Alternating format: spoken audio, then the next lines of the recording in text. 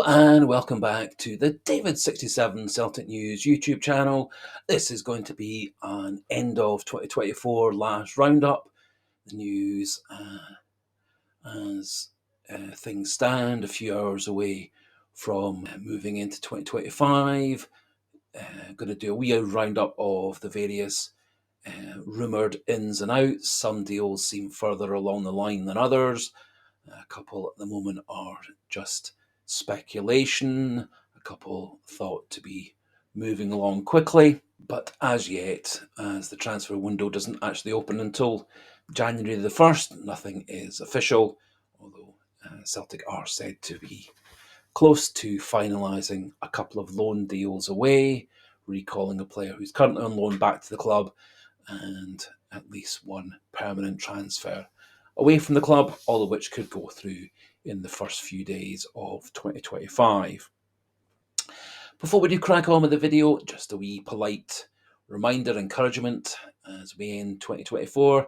If you are new to the channel, not yet subscribed, please do click that subscribe button. Be a nice wee 2025 New Year's Day present, a few more subscribers.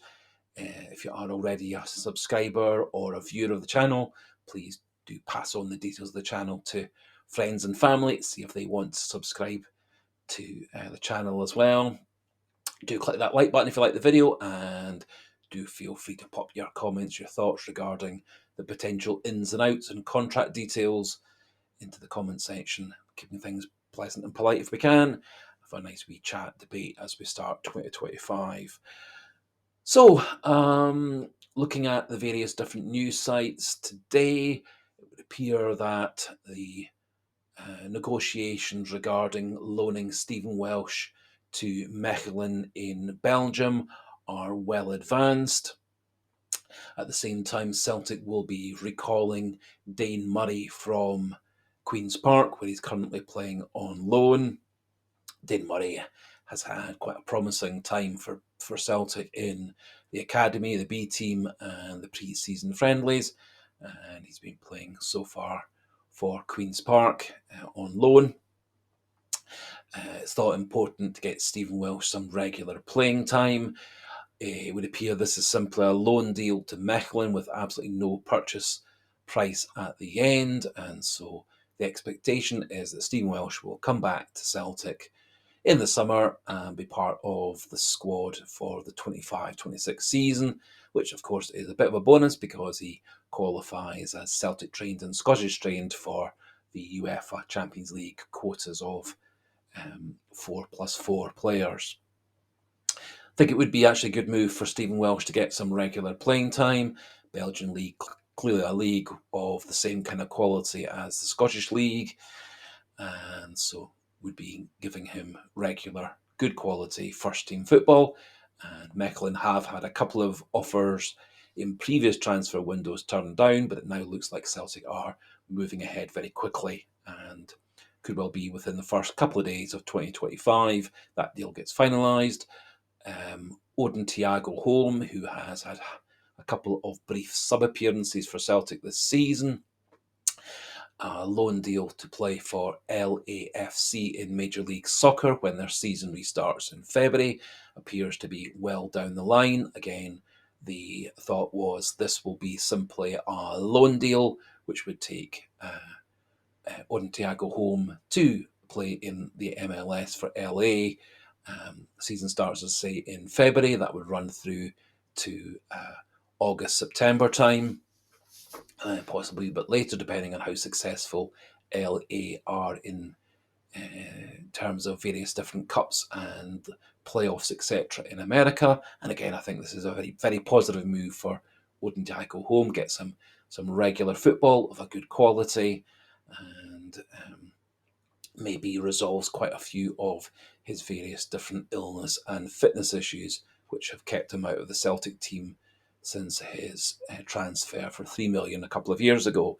Again, looks like this is simply a loan with no intent or purchase price at the end. The surprise story is that Dinamo Zagreb are looking to sign Greg Taylor on a pre-contract to start with them in the summer of 2025.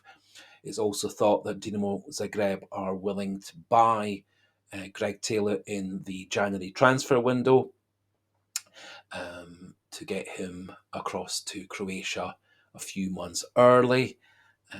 It would appear that contract talks have stalled between Celtic, Taylor, and his agent, and Taylor is quite adamant he doesn't want to sign for Celtic at a lower price, weekly wage, salary, etc., than he feels he deserves.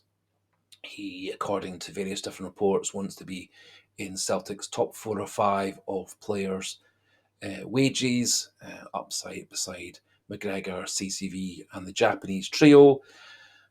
Celtic don't see him at that level, and given the fact that Celtic do appear to be in negotiations with Kieran Tierney and Arsenal as to some form of deal which may bring Tierney to Celtic on a pre-contract to sign permanently in the summer of 2025, with the option of a loan deal between Arsenal and Celtic for January to May of this year.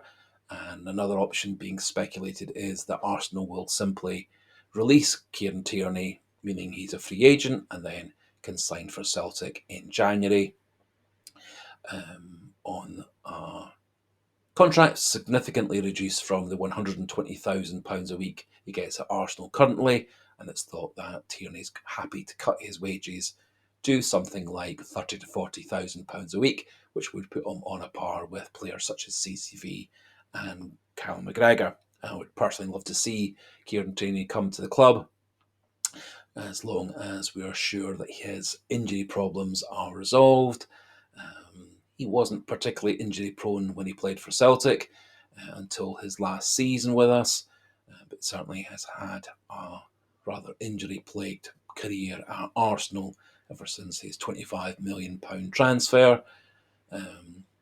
Tierney just 27 years old, and so a good 5 years or so left of his good quality playing time. And then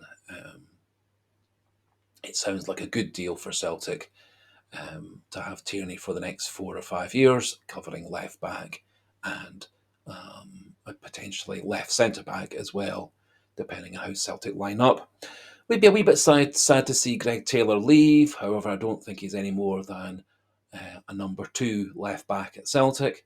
And so if he wishes to leave Celtic for the big money of playing for Dinamo Zagreb in Croatia, all well and good. And I think Celtic can then look to bring through some of the talented left backs in the academy and B team, and also look to, in the summer, maybe get a young backup to Kieran Tierney or whomever Celtic sign for left back. Talking of left backs, Alesandro Barna's loan deal with Internacional in Brazil ends today. It's thought that Celtic and Internacional are in negotiations regarding a permanent transfer, around about a £5 million fee, which Internacional appear to be able to pay. However, Palmeiras, also in Brazil, are said to be offering £7 million for Barnaby. Celtic obviously would prefer to take the £7 million to the £5 million, although Barnaby at the moment appears keener to sign for Internacional instead. But I dare say over the next few days we're going to see a definite move and transfer away for Barnaby to one of the Brazilian clubs, with a very significant profit on the deal, which I think Celtic would be very keen to take. One final strong story is that Rennes in France are looking to offload our ex-player Jota in the January transfer window, either on a loan to buy deal or even on a permanent transfer straight away deal. It's thought that Rennes will be looking for a transfer fee of £6 million, either now as a permanent transfer or as the fee at the end of the loan deal for a permanent deal. Jota is said to be keen to come back to Celtic, and think he would be a great move for Celtic if we did get Jota back into the squad. He was a very, very, very, very good player for Celtic. Not so sure he quite fits the Brendan Rodgers model of what the wide player's role is. I think he was ideal for the way that Ange Postecoglou saw the wide player's role. I'm not sure he quite fits the Dyson Maida left-sided wide player role of tracking back, helping out midfield and defence. And similarly, on the right-hand side, Nicholas Kuhn is also expected to track back and help out in midfield, particularly in the European matches. But I think certainly Jota would be a great player to add to our squad. A very good player coming off the bench, very good player starting on a regular basis. And talking of our wide players, there are a lot of rumours of various different English Premier League sides lining up to sign Nicholas Kuhn. Thought that a transfer fee of £30 million would be the likely fee, although Celtic have no intention of selling him at this time. However, Newcastle, Aston Villa, Crystal Palace, Brighton are all said to be closely linked to him and looking to buy him in January. And also strong rumours that Ange Postecoglou at Spurs is also looking to take Kuhn to Spurs in the January window, although there are also quite a lot of rumours that Ange Postecoglou is one or two defeats away from being sacked by Spurs, and so maybe the rumours of him going to Spurs are less likely. As I said, I doubt Celtic will be having any intention of selling Kuhn in the January transfer window. Kuhn, a few weeks ago, did say he was keen to stay at Celtic for the foreseeable future, keen to win some trophies and medals with Celtic, and wasn't looking to move away from Celtic in the short or medium-term future. However, quite often in football, things develop quickly and change quickly. No updates on any moves in or out of the club otherwise. No new news on Mike Nawrocki leaving or Luis Palma leaving. And it may be if we are offloading Stephen Welsh, offloading Burnaby, offloading Taylor, offloading Odin Thiago Holm, it may well be that Celtic do look to retain Luis Palma and Mike Nawrocki through the second half of the 24-25 season, but we'll see how things develop. That just about finishes things off for this final video of 2024. A big thank you to all those who view and subscribe to the channel. Happy New Year to all of you. I will be doing a New Year's Day preview video of the Celtic Rangers match on January the 2nd. And so to finish off, Happy New Year to everybody. Speak to you all again tomorrow on January the 1st. And hail, hail.